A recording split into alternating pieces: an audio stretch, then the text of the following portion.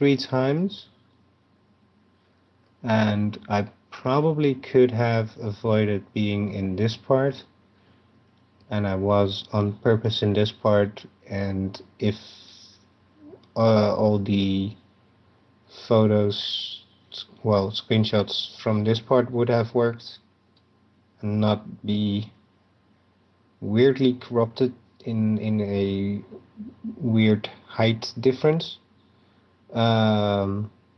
Yeah, I'll bet that I could have gone all around and would have ended up with just one image of myself on the final result. We're not there yet because what's more to do, you will probably want to hit layer and then hit the layer to picture size or layer to image size. I'm not too sure on the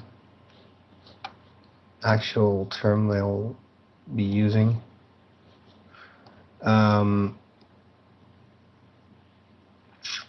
However,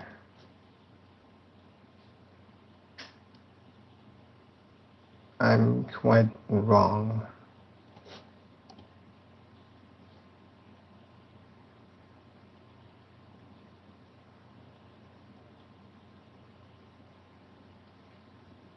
Hang on.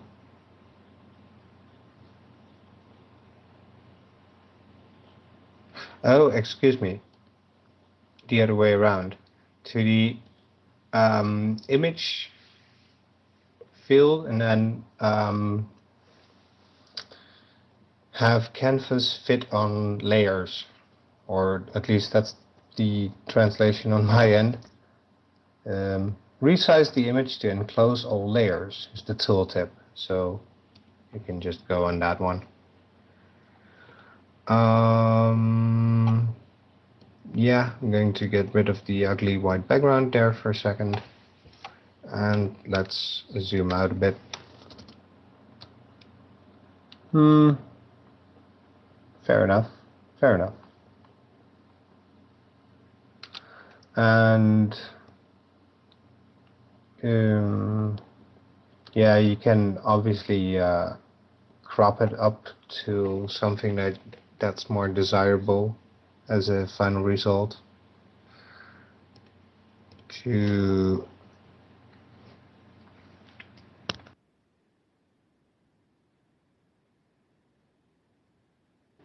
I'm sorry, I had to cough for a few seconds actually, but I hit the mute just in time. So.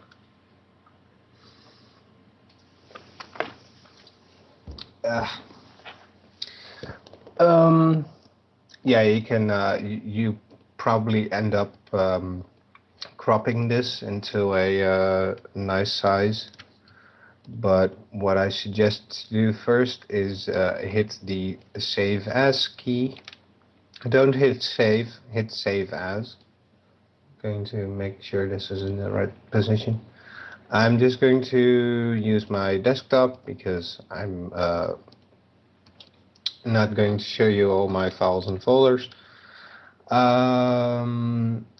What you need to take in consideration on the save screen, it's a bit different than your regular Windows save dialog, but it's got the same principle behind it. You can just click a folder and browse to whatever folder you want. But here's the thing that you need to notice. It's currently set on select file type by extension, so it will take into account every extension that you manually fill into the name box. So if I make this myimage.bmp, it will make it into a bitmap file. If I do PNG, it will be a post, well, who cares, or a JPEG or whatever you want. because you just spent hours making a awesome image, I'll just recommend to use the PNG file type. You can also obviously select one of the many, but yeah, you you can also mix and match, but I wouldn't recommend doing that as a starter.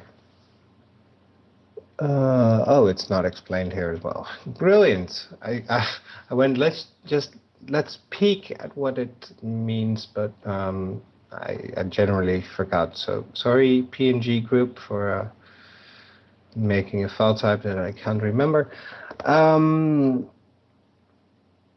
But after it's all said and done, you will just hit save, and it will mention before you can save anything as a PNG file. You'll need to flatten it into a one layer, or well, do something else. So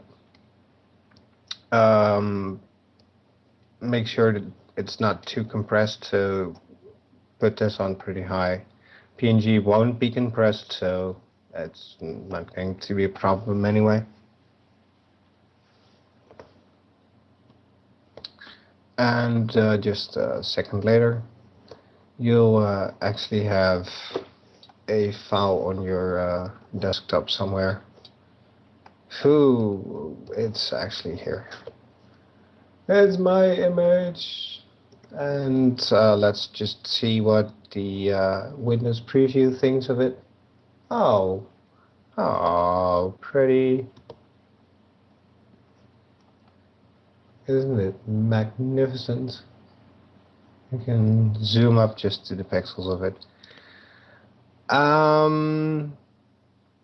Obviously, this would be the step to take a really good look, spot all the errors that you may or may not have made.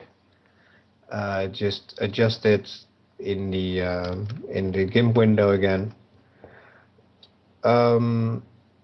Other than that, what's pretty handy is that you can also just save it as a GIMP image file. It's a XCF image. You'll probably save it as an XCF eventually by mistake. So it's actually a pretty good file type because it remembers all the layers, it remembers all the transparencies and other